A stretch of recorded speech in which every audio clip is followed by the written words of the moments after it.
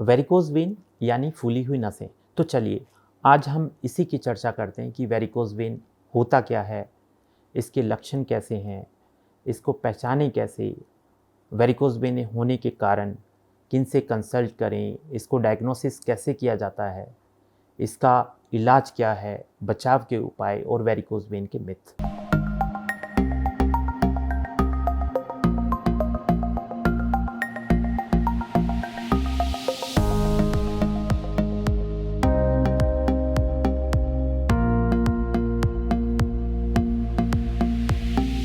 Hello everyone, myself Dr. Rajendra Bansal and I am vascular expert। Varicose का मतलब होता है फूली हुई टेढ़ी मेढ़ी नसें, और वेन्स हमारे शरीर में दो तरीके की ट्यूब होती हैं। एक ऐसी ट्यूब जो हार्ट से शरीर के अन्य हिस्सों को शुद्ध ब्लड को लेकर जाती हैं, उन्हें हम बोलते हैं आर्टरी यानी धमनी, और दूसरी वेन्स यानी शिराएं।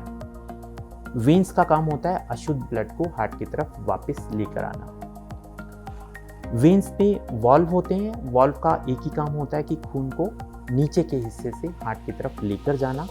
जब इन वेन्स के वॉल्व में किसी भी तरीके से कोई डिफेक्ट आता है, यानी कि वेन्स अच्छे से काम नहीं कर पा रहे, तो खून का दौरा उल्टा हो जाता है, और खून का दौरा उल्टा होने से ये नसें फूलने लग जाती हैं और वेरिकोज वेन्स बन जाती हैं। वेरिकोज वेन्स के अगर कारणों की बात करें तो वेरिकोज वेन के मुख्य कारण वजन का ज़्यादा होना, एक्सरसाइज का नहीं करना, जेनेटिक्स यानी आनुवंशिकी भी होता है, ज़्यादा देर खड़े रह के या बैठे रह के एक ही अवस्था में काम करना, और महिलाओं की बात करें तो 70% महिलाओं में प्रेगनेंसी एक मुख्य कारण है।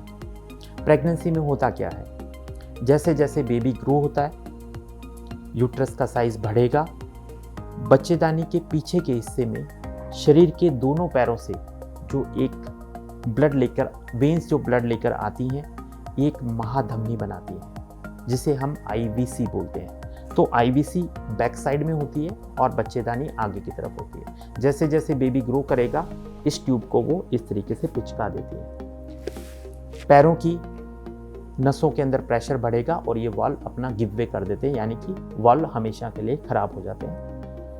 जैसे जैसे स्टेज बढ़ती है, एज बढ़ती है, महिलाओं में अक्सर ज़्यादा देर खड़े रह के किचन में काम करना होता है, तो इन वेन में प्रेशर हो जाता है और ये वेन्स फूलने लग जाती हैं।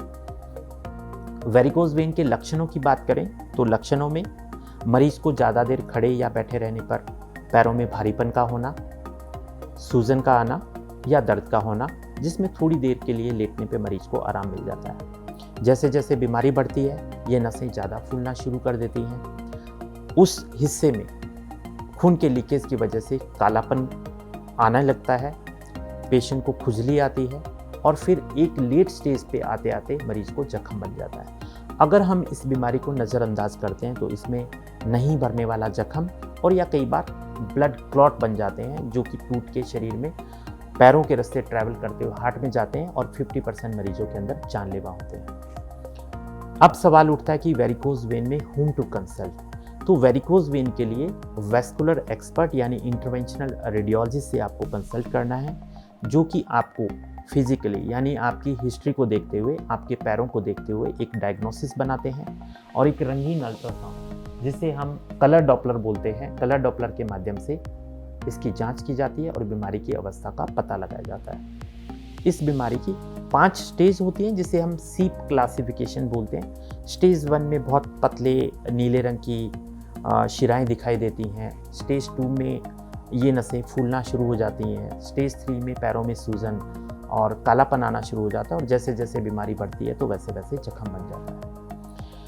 अगर मैं बात करूं कि इसके ट्रीटमेंट के बारे में, अर्ली स्टेज वेरिकोज वेन यानी कि आपको वेरिकोज वेन अभी बनना शुरू हुआ है, तो आप वज़न को नियंत्रित रख के, रेगुलर एक्सरसाइज करके, आपका काम करने का तरीका यानी ज़्यादा देर खड़े रह के या बैठे रह के आपको काम नहीं करना होता। अगर आप ज़्यादा देर खड़े या बैठे रह के काम कर रहे हैं तो बीच में आपको कुछ मूवमेंट करनी है, यानी कि आपको काफ मसल को एक्टिवेट करना है। और एक कंप्रेशन स्टॉकिंग, ये एक तरीके के मोजे होते हैं जो कि मिड फुट से लेके घुटनों से नीचे या मिड थाई तक पूरे दिन भर अगर आप पहन के रखते हैं तो इन वेन्स में प्रेशर काफ़ी हद तक कंट्रोल रहता है। लेकिन जैसे जैसे बीमारी बढ़ेगी तब हमें कोई एक डेफिनेटिव ट्रीटमेंट की नीड होती है, तो हम बात करेंगे उन्हीं ट्रीटमेंट की। सबसे पुराना ट्रीटमेंट था वो था सर्जरी, जिसमें सर्जन क्या करता था, सर्जन जगह जगह कट लगा के इन वेन्स को खींच के निकालते थे। तो उसका डिसएडवांटेज था वो एक तरीके का बहुत ही पेनफुल सर्जरी होता था और वेरिकोज वेन दोबारा भी उसमें हो जाता था। परंतु आजकल नए नए मेडिकल साइंस में एडवांसमेंट होते हैं, नए नए नवाचार होते हैं। इन नवाचारों के माध्यम से इस बीमारी का इलाज संभव है। उन नवाचारों की मैं बात करूं तो सबसे पुराना ट्रीटमेंट है फोम स्क्लेरोथेरेपी। ये होता क्या है, इसे अक्सर आम भाषा में इंजेक्शन वाला ट्रीटमेंट बोलते हैं, जिसमें इंटरवेंशन रेडियोलॉजिस्ट सोनोग्राफी में देखते हुए बिना चीरे के और बिना बेहोश किए जगह जगह मल्टीपल प्रिक करते हैं और एक वाइट कलर का सॉल्यूशन इंजेक्ट करते हैं। ये स्क्लेरोजेंट जहाँ जहाँ जाएगा उस वेन्स के अंदर क्लॉट बना देता है, यानी लीकेज को कम कर देता है। परंतु ये एक बहुत अच्छा ट्रीटमेंट नहीं होता। ये ट्रीटमेंट सिर्फ ऐसे लोगों में कारगर होता है जिनको बहुत बारीक वेन होती है। अगर मैं बात करूं कि स्पाइडर वेन्स में अक्सर महिलाओं में होती हैं कि उनको शॉर्ट ड्रेसेस पहनना होता है या कॉस्मेटिकली कंसर्न होता है उनमें, या आर्मी रिक्रूट्स जो सेना में भर्ती के लिए बच्चे तैयारी करते हैं तो उनको अक्सर पिंडली के हिस्से के अंदर बहुत पतली वेन्स होती हैं जिसमें मेडिकल में पॉइंट दे दिया जाता है, तो उनमें ये ऑप्शन कारगर होता है। परंतु एक डेफिनेटिव ट्रीटमेंट की बात करें तो लेज़र, RFA यानी रेडियो फ्रिक्वेंसी एब्लेशन, ये दोनों ही ट्रीटमेंट ऑलमोस्ट सेम है, बल्कि नाम दोनों का अलग है। इसमें बिना चीरे के माध्यम से घुटने से नीचे एक पतली शीट डाल के पूरे लेज़र या RFA फाइबर को अंदर तक पहुंचाया जाता है और सोनोग्राफी में देखते हुए हीट के माध्यम से इन वेन्स को, अगर मैं बोलूं कि जला दिया जाता है, हालांकि ऐसा नहीं है कि इन वेन्स को जलाया जाता है, परंतु समझाने के लिए कि वेन्स को जला दिया जाता है। आजकल एक नया ट्रीटमेंट है जिसे हम बोलते हैं वीनासिल यानी कि गोंद वाला ट्रीटमेंट। ये बिल्कुल रिसेंट एडवांसमेंट है। इसमें वेन को एक फेविकोल जैसा एक मटेरियल होता है जिसे हम ग्लू बोलते हैं, तो वीनासिल यानी कि वेन को सील करने वाला टेक्निक, बिना चीरे के माध्यम से उस वेन को सील कर दिया जाता है। तो अगर मैं इन सारे ट्रीटमेंट की बात करें तो इन ट्रीटमेंट का ब्यूटी है कि ये OPD बेसिस यानी डे केयर, मरीज सेम डे घर जा सकता है, बेहोश करने की आवश्यकता नहीं रहती, कोई ऐसा रेस्ट की रिक्वायरमेंट नहीं रहती, इन्फेक्शन का रिस्क बहुत कम रहता है और मरीज़ बिल्कुल ठीक हो जाता है। अगर मैं बात करूं कि वेरिकोज वेन्स के मिथ, एक मिथ होता है कि वेरिकोज वेन का ट्रीटमेंट नहीं लेना चाहिए, वेरिकोज वेन दोबारा हो जाता है। अगर आपने एक अच्छे ऑपरेटिंग वैस्कुलर एक्सपर्ट से ट्रीटमेंट लिया तो वेरिकोज वेन अक्सर दोबारा नहीं होता। हाँ, अगर कहीं और जगह से भविष्य में लीकेज होता है तो उसका भी इलाज संभव है। अगर मैं वेरिकोज वेन्स के बचाव की बात करूं तो अगर आप ज़्यादा लंबे समय तक एक ही अवस्था में खड़े या बैठे रहते हैं तो आपको बीच में पैरों की मूवमेंट करनी है, वज़न आपको कंट्रोल रखना है, रेगुलर काफ मसल की एक्सरसाइज करनी है, और अगर आपका जॉब प्रोफाइल ऐसा कि 8 घंटे से ज़्यादा आप बैठे या खड़े रहते हैं तो आपको कंप्रेशन स्टॉकिंग का वियर करना है। तो अगर आपको ये वीडियो पसंद आया तो बेल आइकॉन को प्रेस करें और YouTube चैनल को सब्सक्राइब करें।